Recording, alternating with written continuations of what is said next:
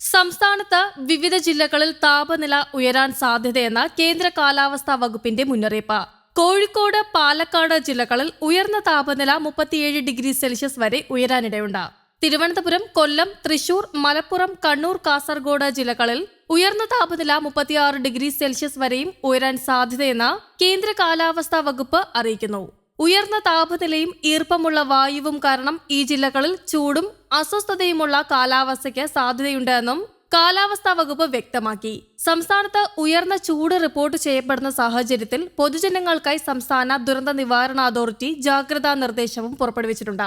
ഉയർന്ന ചൂട്, സൂര്യാഘാതം, സൂര്യതാപം, നിർജ്ജലീകരണം തുടങ്ങി നിരവധി ഗുരുതരമായ ആരോഗ്യ പ്രശ്നങ്ങൾക്ക് കാരണമാകും. അതുകൊണ്ട് തന്നെ പൊതുജനങ്ങൾ ഇനി പറയുന്ന മുൻകരുതലുകൾ പാലിക്കേണ്ടതുണ്ട്. തുടർച്ചയായി കൂടുതൽ സമയം അൾട്രാവയലറ്റ് രശ്മികൾ ശരീരത്തിലേൽക്കുന്നത് സൂര്യതാപത്തിനും ത്വക്ക് രോഗങ്ങൾക്കും നേത്രരോഗങ്ങൾക്കും മറ്റ് ആരോഗ്യ പ്രശ്നങ്ങൾക്കും കാരണമായേക്കാം.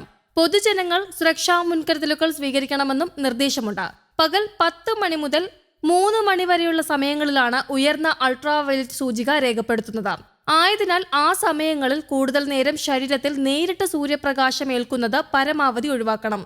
പുറം ജോലികളിൽ ഏർപ്പെടുന്നവർ, കടലിലും ഉൾനാടൻ മത്സ്യബന്ധനത്തിനും ഏർപ്പെടുന്ന മത്സ്യത്തൊഴിലാളികൾ, ജലഗതാഗതത്തിലേർപ്പെടുന്നവർ, ബൈക്ക് യാത്രക്കാർ, വിനോദസഞ്ചാരികൾ, ചർമ്മരോഗമുള്ളവർ, നേത്രരോഗമുള്ളവർ, ക്യാൻസർ രോഗികൾ, മറ്റ് രോഗപ്രതിരോധ ശേഷി കുറഞ്ഞ വിഭാഗങ്ങൾ തുടങ്ങിയവർ പ്രത്യേകം ജാഗ്രത പാലിക്കണം.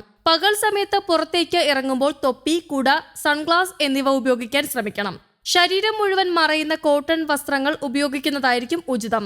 യാത്രകളിലും മറ്റും ഇടവേളകളിൽ തണലിൽ വിശ്രമിക്കാൻ ശ്രമിക്കുക. മലമ്പ്രദേശങ്ങൾ, ഉഷ്ണമേഖലാ പ്രദേശങ്ങൾ എന്നിവിടങ്ങളിൽ പൊതുവെ അൾട്രാവയലറ്റ് സൂചിക ഉയർന്നതായിരിക്കും. മേഘങ്ങളില്ലാത്ത തെളിഞ്ഞ ആകാശമാണെങ്കിലും ഉയർന്ന അൾട്രാവയലറ്റ് സൂചികയുണ്ടാകും. ഇതിനു പുറമെ ജലാശയം, മണല തുടങ്ങിയ പ്രതലങ്ങൾ അൾട്രാവയലറ്റ് രശ്മികളെ പ്രതിഫലിപ്പിക്കുന്നതിനാൽ ഇത്തരം മേഖലകളിലും അൾട്രാവയലറ്റ് സൂചിക ഉയർന്നതായിരിക്കും. അതേസമയം അടുത്ത 3 മണിക്കൂറിൽ തിരുവനന്തപുരം ജില്ലയിൽ ഒറ്റപ്പെട്ട ഇടങ്ങളിൽ ഇടിമിന്നലോട് കൂടിയ ഇടത്തരം മഴയ്ക്കും മണിക്കൂറിൽ 40 കിലോമീറ്റർ വരെ വേഗതയിൽ ശക്തമായ കാറ്റിനും സാധ്യതയുണ്ടാകും. കൊല്ലം, പത്തനംതിട്ട ജില്ലകളിൽ ഒറ്റപ്പെട്ട ഇടങ്ങളിൽ നേരിയ മഴ ലഭിച്ചേക്കാമെന്നാണ് കേന്ദ്ര കാലാവസ്ഥാ വകുപ്പ് അറിയിച്ചിരിക്കുന്നത്. എന്നാൽ ഇന്നൊരു ജില്ലകളിലും ജാഗ്രതാ അലർട്ടുകൾ പുറപ്പെടുവിച്ചിട്ടില്ല. കള്ളക്കടൽ പ്രതിഭാസത്തിന്റെ ഭാഗമായിട്ട് കേരള തീരത്ത് ഇന്ന് രാത്രി 11:30 വരെ 0.3 മുതൽ 0.9 മീറ്റർ വരെ ഉയർന്ന തിരമാലകൾ കാരണം കടലാക്രമണത്തിന് സാധ്യതയുണ്ടെന്ന് ദേശീയ സമുദ്രസ്ഥിതി പഠന ഗവേഷണ കേന്ദ്രവും അറിയിച്ചു. കടലാക്രമണത്തിന് സാധ്യതയുള്ളതിനാൽ മത്സ്യത്തൊഴിലാളികളും തീരദേശവാസികളും ജാഗ്രത പാലിക്കണം. കടൽക്ഷോഭം രൂക്ഷമാകാൻ സാധ്യതയുള്ളതിനാൽ അപകട മേഖലകളിൽ നിന്ന് അധികൃതരുടെ നിർദ്ദേശാനുസരണം മാറി താമസിക്കണം. മത്സ്യബന്ധന യാനങ്ങൾ ഹാർബറിൽ സുരക്ഷിതമായി കെട്ടിയിട്ട് സൂക്ഷിക്കുക.